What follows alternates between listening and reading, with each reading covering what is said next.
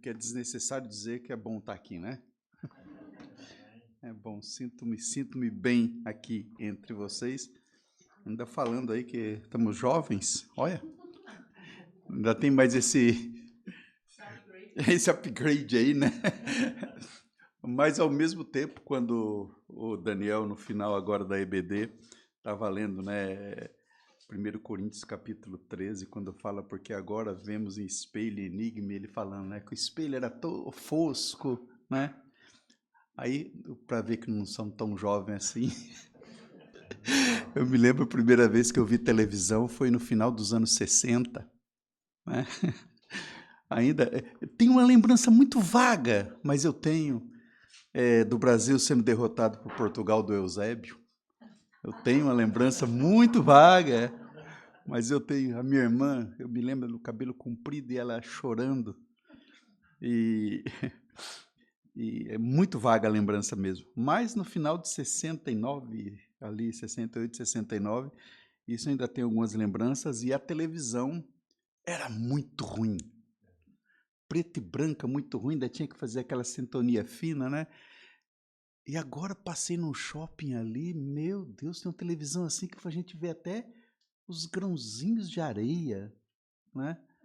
E olha, não tem... E aí, na sequência, aquilo que nós vimos era daquela forma, agora esse AMOLED, não sei o que é o nome que se dá aí, e nem se compara a high fidelity, né? Sei lá, alta fidelidade que nós vamos ter lá no céu, né?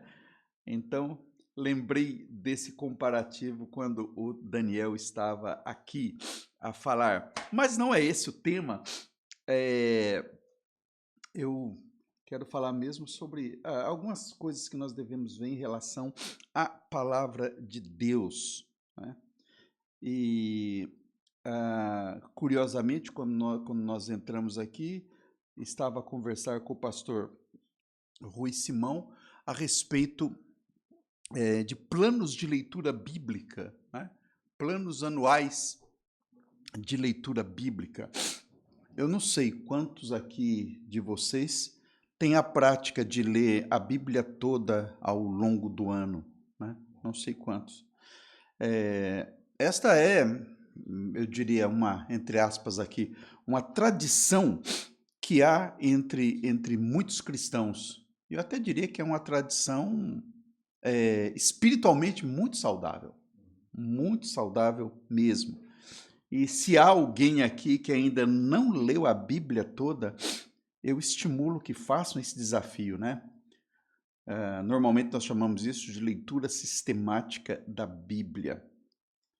E eu me lembro, fugindo um pouco dos meus apontamentos aqui, mas nós apoiávamos um seminarista lá da nossa igreja em Fortaleza. Ele estava fazendo um seminário no Cariri. E havia um Juazeiro do Norte, para quem é brasileiro sabe que é uma meca da idolatria a um padre que morreu, chamado Padre Cícero. E o padre da cidade, o padre da igreja lá, ele tinha um programa matinal no rádio, na rádio local, e numa dessas ele pegou, falou, né? Eu desafio, estava ironizando os crentes. Os crentes pensam que conhecem a Bíblia, não sei o quê, não sei o quê. Eu desafio algum crente a vir discutir a Bíblia aqui comigo. E o rapaz que nós apoiávamos no seminário, um jovenzinho, ele pegou e falou assim, eu topo, ligou para a rádio e falou, eu topo. Aí, não sei, o padre acho que não esperava aquilo, ele era uma autoridade muito forte na cidade, e o jovem foi. E o padre montou um esquema para intimidar várias pessoas na porta da emissora de rádio, para intimidar o jovem, dar um susto assim, alguma coisa. E quando viram que era um menino, Padre Murilo, se não me engano era o nome, Padre Murilo, né? Aí, quando o jovem entrou na emissora assim, fala assim, esse menino, o Padre Murilo vai botá-lo no bolso, né? O Padre Murilo já leu a Bíblia quase toda.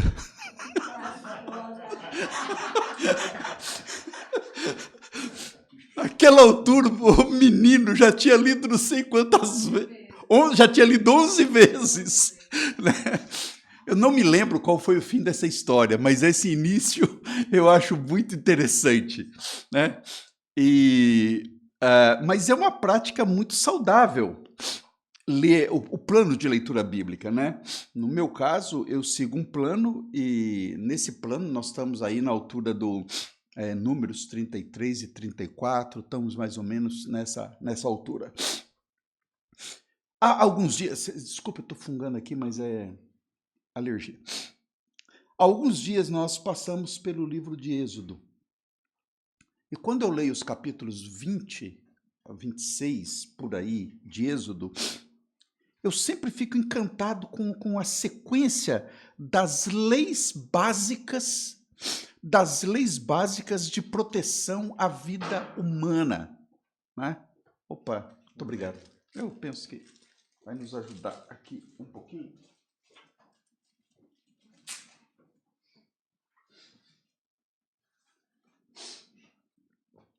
Então, eu penso, obrigado. Eu penso que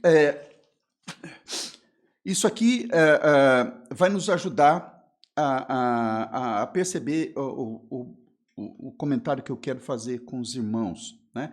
Então, nesse trecho aqui, tem uma sequência de leis básicas de proteção à vida humana e também as orientações para a construção do tabernáculo, os detalhes para a construção do tabernáculo.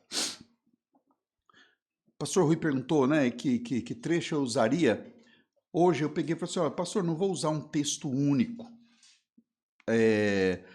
Por isso eu vou convidá-los a abrir a Bíblia em várias passagens. E nós vamos procurar abstrair destas passagens 4 verdades sobre Deus e 4 atitudes que nós devemos ter diante destas 4 verdades. Por isso o tema que eu dei para a mensagem foi 4 verdades sobre Deus e 4 atitudes diante delas. Quero fazer só uma breve oração. Santo Deus, Pai amado, em nome de Jesus, nós queremos que o Teu Santo Espírito esteja a abrir as nossas mentes, o nosso coração, para percebermos bem, Senhor, o que a Tua palavra tem a nos mostrar a respeito do compromisso que devemos ter contigo. Quero te pedir, Pai, a começar por mim, abre não só a minha boca, mas abre o meu coração, abre minha compreensão e, principalmente, infunde em mim, Senhor, coloque em mim um desejo de seguir esses propósitos. Eu te peço que isso aconteça com cada um que vai ouvir essa mensagem também. Em nome de Jesus, amém. Ok, amados, 4 verdades sobre Deus e 4 atitudes expectáveis diante delas. Primeiro, de forma geral, 4 verdades. Deus é invisível, Deus não é tangível, Deus não tem uma imagem, Deus é invisível. Segundo, Deus é justo. Terceiro, Deus é sábio. E quarto, Deus é fiel. 4 verdades. Diante dessas verdades, 4 atitudes que nós deveríamos buscar. Se Deus é invisível, ele não se revela visivelmente, ele se revela de alguma forma, nós vamos ver, ele se revela através da sua palavra. Então, se Deus é invisível, nós devemos não ver, mas ouvir a sua palavra, ler a sua palavra. Se Deus é justo, nós devemos obedecer às suas leis. É um Deus justo, um Deus de justiça, e nós devemos obedecer às suas leis. Se ele é sábio, quando nós pedimos orientação para alguém, a gente não procura um parvo para pedir orientação, nós vamos atrás de um sábio. E se Deus é sábio, nós devemos seguir a sua orientação. E por fim, se Deus é fiel, nós devemos confiar. Pessoas que são fiéis naquilo que fazem, naquilo que dizem, na forma de agir, nos trazem mais confiança. Então, se Deus é fiel, nós devemos confiar. Primeiro ponto, Deus é invisível. Ouçamos a sua palavra. Amados, no capítulo 20 de Êxodo, Na verdade, começa no capítulo 20 e depois vai avançando um pouco mais. No capítulo 20 de Êxodo, nós encontramos um dos mais conhecidos trechos da Bíblia, que são os 10 mandamentos. Deus revela os 10 mandamentos a Moisés, lá do verso 3 até o verso 17, um texto muito conhecido. Mas logo a seguir, a partir do verso 22, Deus passa a fazer algumas observações complementares. E são estas observações, são esses detalhes que não são tão conhecidos quanto os 10 mandamentos que eu quero observar então. Vamos ver Êxodo capítulo 20, começando no verso 22. Está colocado aí sim. Então disse o Senhor a Moisés: assim dirás aos filhos de Israel: vós tendes visto dos céus eu falei convosco. Não fareis outros deuses comigo, deuses de prata ou deuses de ouro, não fareis para vós. Um altar de terra me farás, e sobre ele sacrificarás os teus holocaustos e as tuas ofertas pacíficas, as tuas ovelhas e as tuas vacas. Em todo lugar onde eu fizer celebrar a memória do meu nome, virei a ti e te abençoarei. E se me fizeres um altar de pedra, não o farás de pedras lavradas. Se sobre ele levantares o teu buril, profaná-lo-ás. Também não subirás ao meu altar por degraus, para que a tua nudez não seja descoberta diante deles. A partir daqui, amados, através de Moisés, Deus passa a orientar o seu povo no sentido de como ele deveria ser adorado. A forma com que ele deveria ser adorado.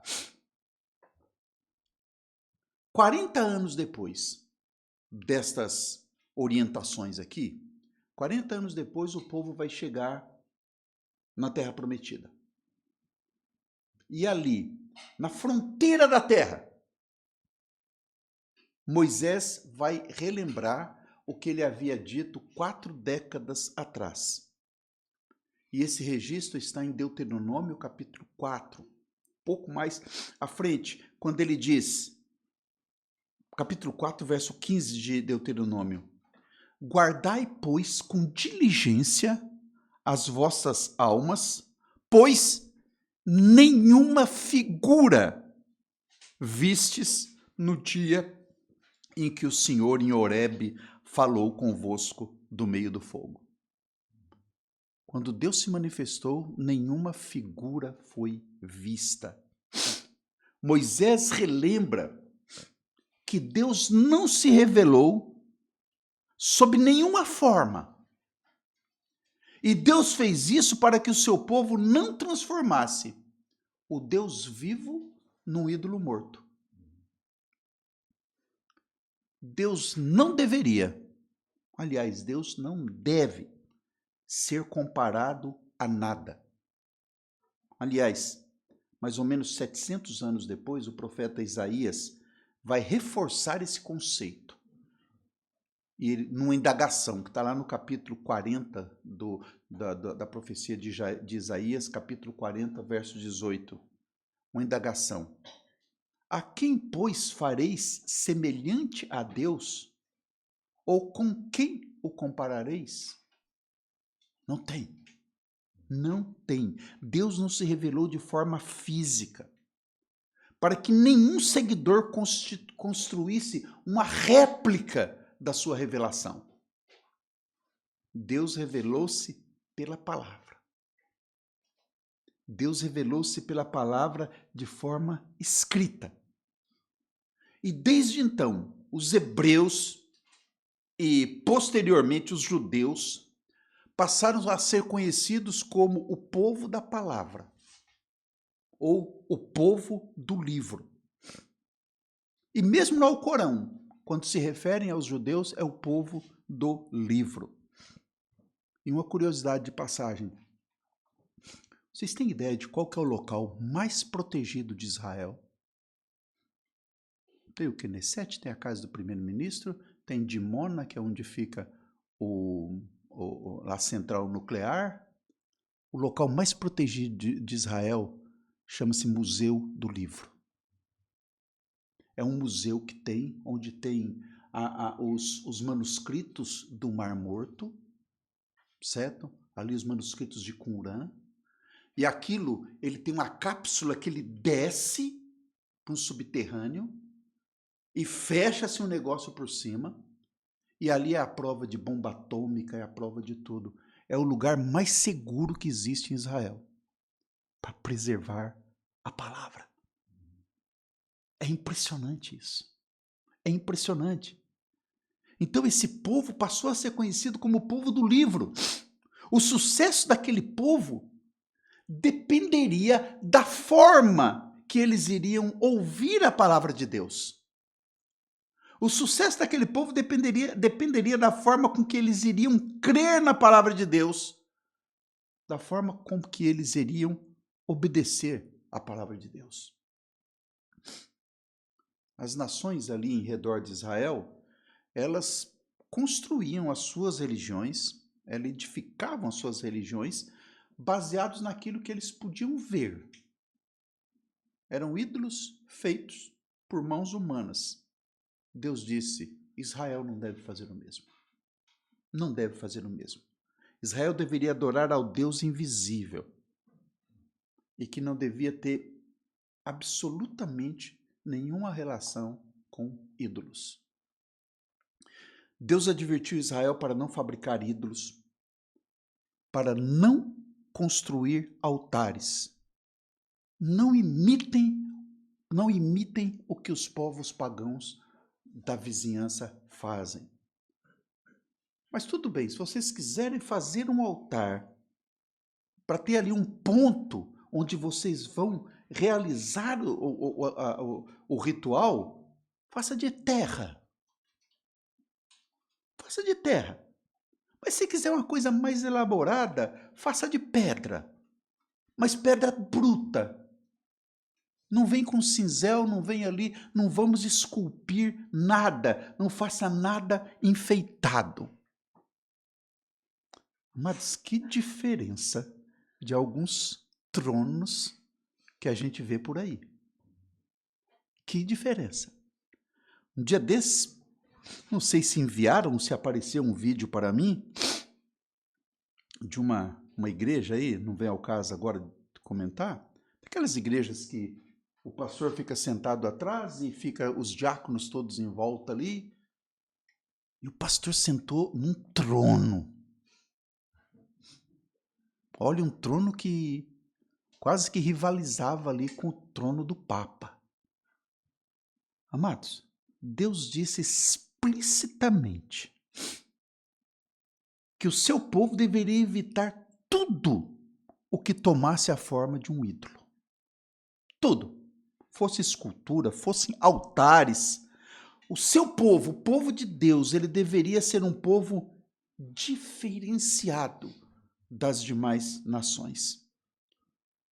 E os sacerdotes deviam ter cuidado para não apresentar nenhuma forma de nudez. Tanto é que mais na frente vai falar que os sacerdotes deveriam fazer calções, e que esses calções seriam fechados ali na base ali do calcanhar. Interessante que não era apenas pela nudez em si, mas é porque os cultos pagãos que existiam na época, era normal naqueles cultos existirem as prostitutas cultuais. E essas prostitutas, elas faziam os sacrifícios seminuas ou nuas mesmo. Não façam isso. Nem um pedacinho aí da perna do sacerdote deve aparecer. E o sentido era, sejam diferentes. sejam diferentes. E o povo fez o quê? Prometeu solenemente. Seremos. Seremos. Mas infelizmente não demorou muito. E o povo passou a desobedecer esses mandamentos. Enquanto Moisés estava lá no monte, o que o povo faz? Um bezerro de ouro, um ídolo. Uma orgia.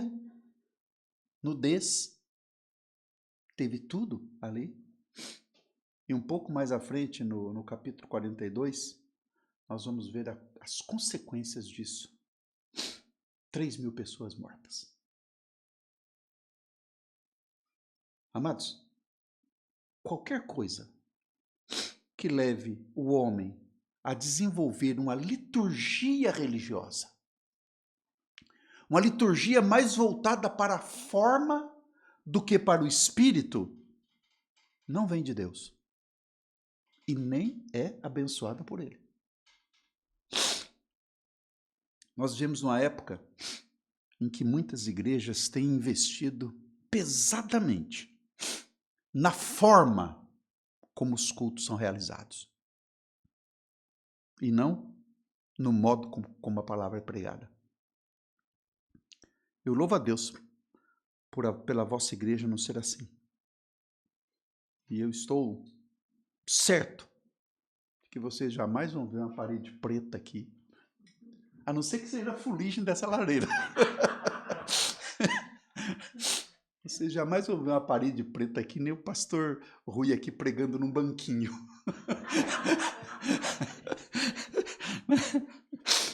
A minha oração é para que sempre a atração maior dessa igreja seja a palavra de Deus.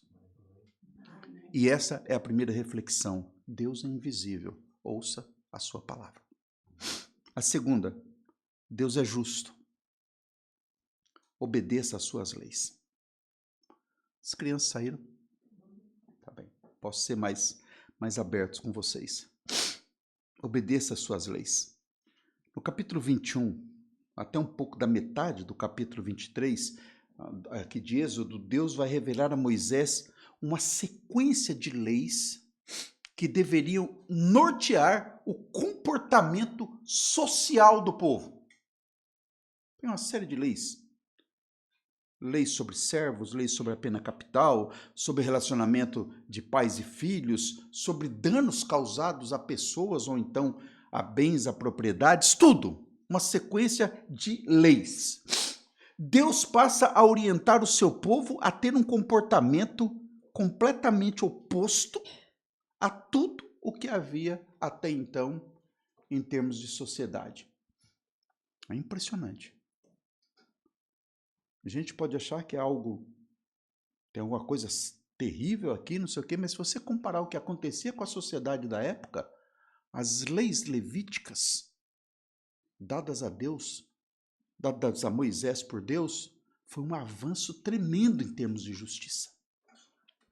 E é por isso que no Salmo 33, no verso 5, Davi disse que Deus ama a justiça. Deus ama a justiça. Há um comentarista bíblico que eu gosto. Nem sempre concordamos em tudo com esses comentaristas, né? Mas há um comentarista que eu gosto muito, que é o Warren Wiersbe. E o Wiersbe, ele diz que, abre aspas, eu gosto dessa frase, vou até ler 2 vezes. A justiça é o resultado prático da retidão de Deus na história humana. A justiça é o resultado prático da retidão de Deus na história humana. Perfeito. Amados, todos nós sabemos que o mundo hoje está mergulhado na injustiça. É um mundo injusto. Essa semana mesmo que passou, na quarta-feira, o mundo ficou chocado ao saber que aquelas crianças judias, Ariel e o Kafir, Bibas, família Bibas, o mundo ficou chocado ao descobrir que elas estavam mortas. A família Bibas ela foi sequestrada no dia 7 de outubro. E durante 502 dias, a imagem daqueles dois bebês, cabelinhos vermelhos, a imagem daqueles dois bebês foi um símbolo de esperança. Quando os irmãos Bibas serão soltos? O Ariel, ele tinha 4 anos quando foi sequestrado. E o Kafir, 8 meses. Israel e o mundo civilizado implorou pela libertação durante 502 dias. E em todos esses 502 dias, os sequestradores riram. Porque as crianças e a mãe já estavam mortas desde o primeiro dia. Uma insensibilidade total. E ao fazerem a autópsia, não sei quem acompanhou isso, terrível, nem entro em detalhe, descobriram que as crianças tinham sido mortas por estrangulamento, por esganadura, e depois fragmentaram o corpo e jogaram pedras para dar a entender que tinha sido bombardeio que tinha feito o assassinato. Amados, desculpe se eu entro em detalhes, mas é importante para a aplicação que eu quero fazer.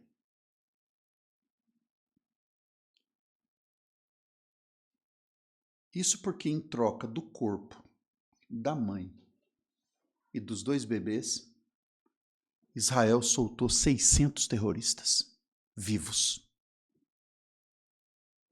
em troca do corpo de 3 pessoas. Aliás, entrou um senhorzinho lá também de idade, 4 pessoas.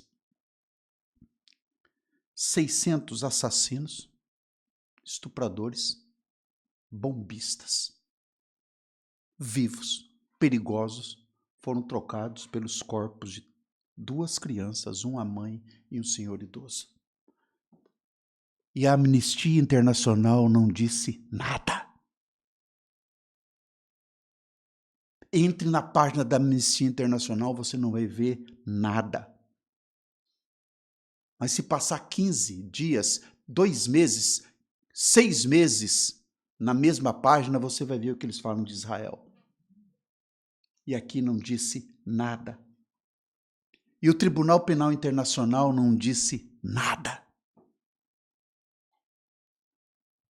E lá no Brasil, sei que tem vários brasileiros aqui, a ministra dos Direitos Humanos,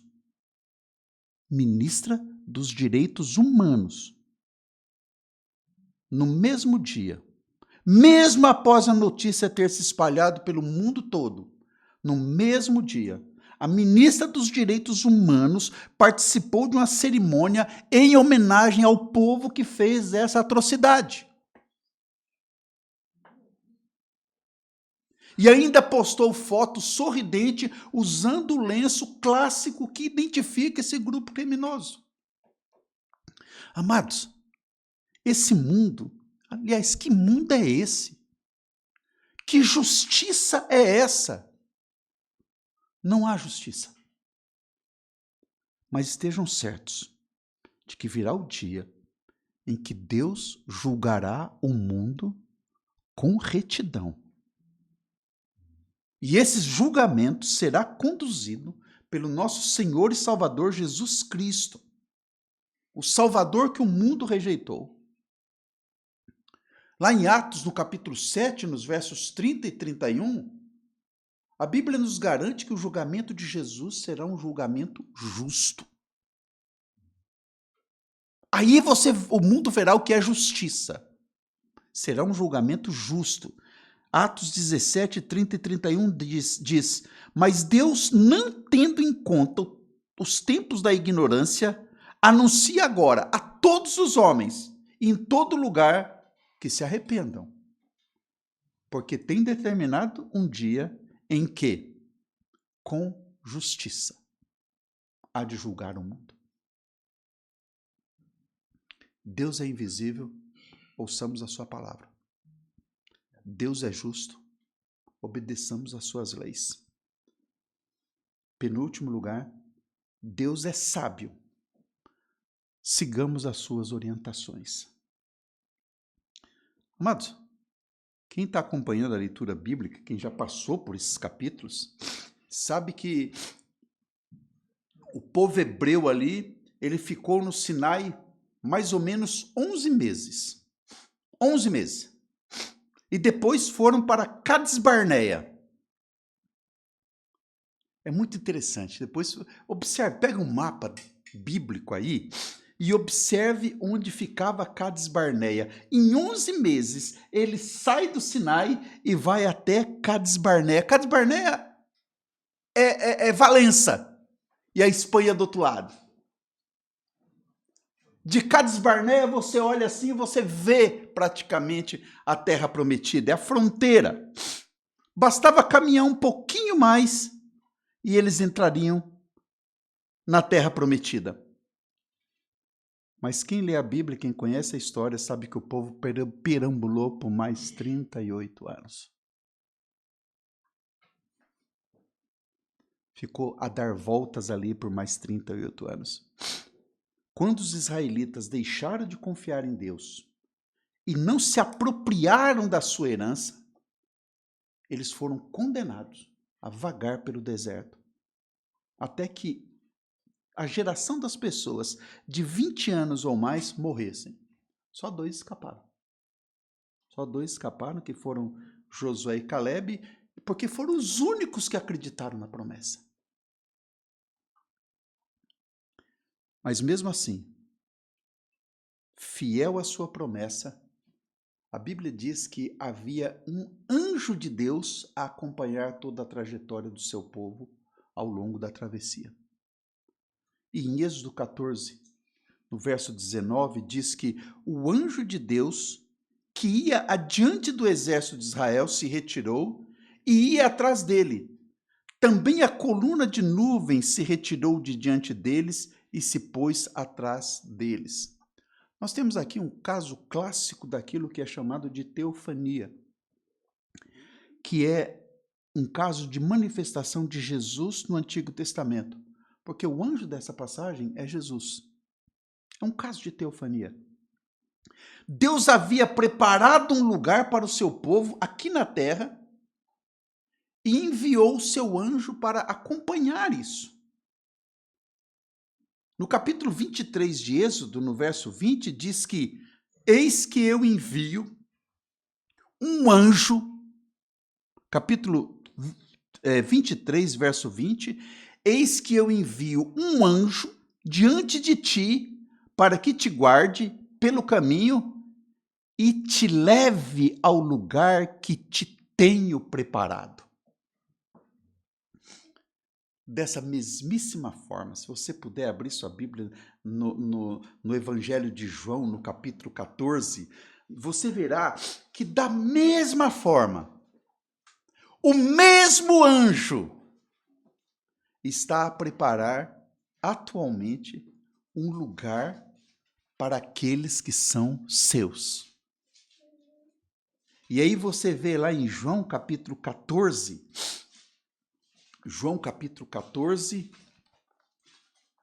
os versos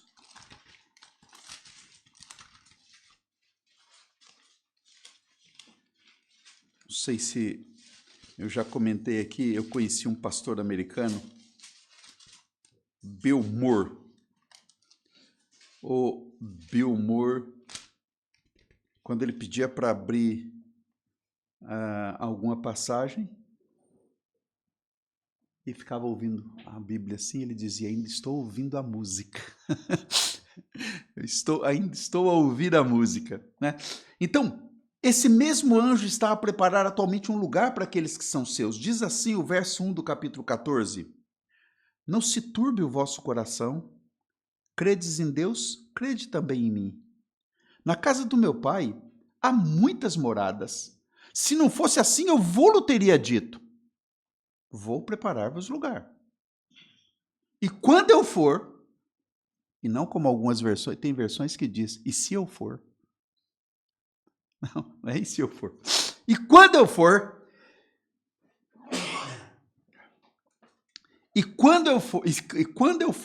e vos preparar lugar, virei outra vez e vos levarei para mim mesmo, para que onde eu estiver estejais vós também. Mesmo vós sabeis para onde vou, e conheceis o caminho. Disse-lhe Tomé: Senhor, não sabemos para onde vais. E como podemos saber o caminho? Disse-lhe Jesus: Eu sou o caminho, e a verdade, e a vida. Ninguém vem ao Pai senão por mim. Amados, a mensagem de Deus era clara. Se o seu povo seguisse fielmente o seu Deus, ele supriria todas as suas necessidades. Ele derrotaria todos os seus inimigos. Infelizmente, não foi isso que aquele povo fez. E por isso eles vagaram pelo deserto. E por isso eles pereceram no deserto. E por isso eles não chegaram à terra prometida. E se vocês não quiserem perecer nos desertos da vida, sejam fiéis a Deus. Deus é invisível, ouçamos a sua palavra, é justo, obedeçamos às suas leis, é sábio, sigamos a sua orientação e, por fim, Deus é fiel, confiemos na sua aliança. E aí volte lá para Êxodo, só que agora nós vamos para o capítulo 24 de Êxodo.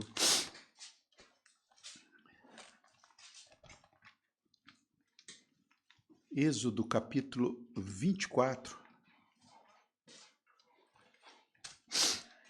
A partir do início mesmo. Êxodo 24, a partir do verso 1. Página 92, é isso?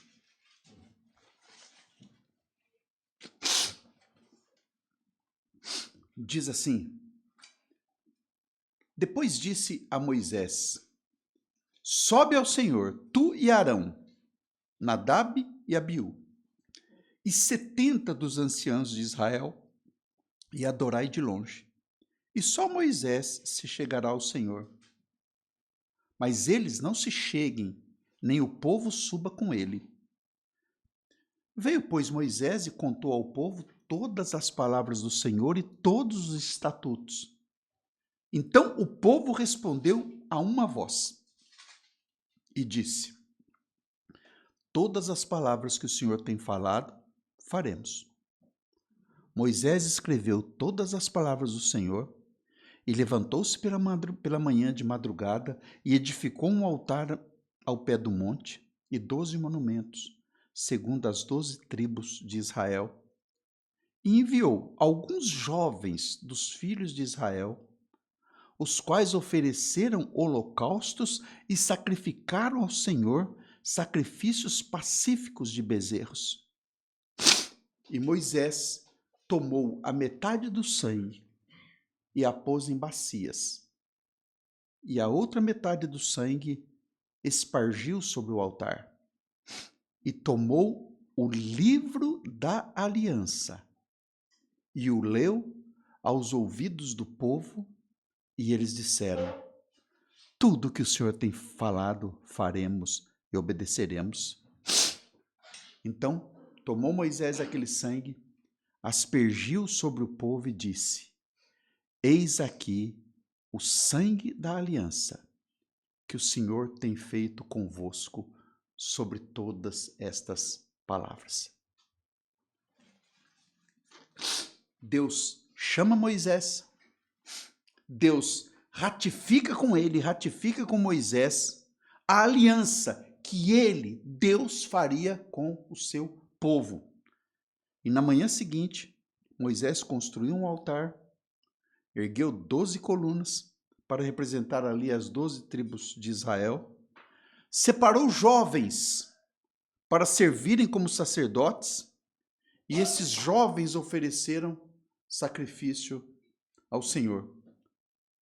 Sacrifício que envolvia sangue, porque era necessário selar a aliança com sangue, para simbolizar a aliança futura que seria selada com o sangue de Jesus.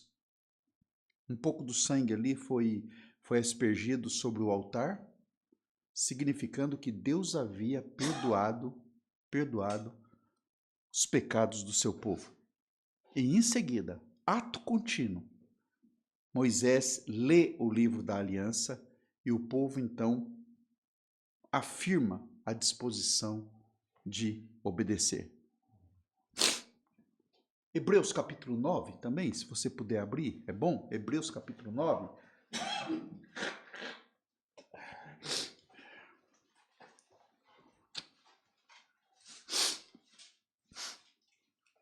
Paulo, séculos depois, aliás, essa passagem está séculos depois, Hebreus capítulo 9, a partir do verso 19, séculos depois, um judeu cristão vai evangelizar outros judeus, dizendo que esses atos passados aqui, esses atos que estão registrados no livro do Êxodo, foram sacrifícios transitórios, foram sacrifícios imperfeitos, mas que agora Paulo aí está a dizer, agora Cristo havia realizado o sacrifício perfeito e definitivo.